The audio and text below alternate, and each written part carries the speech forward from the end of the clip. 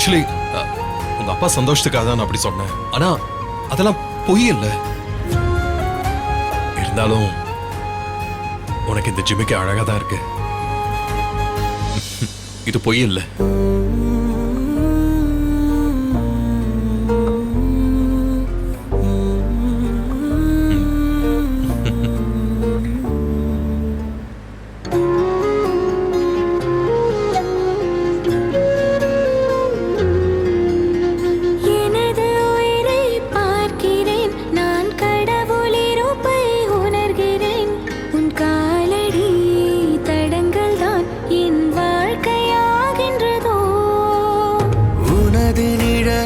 தொடருவேன் உன் இதயம் முழு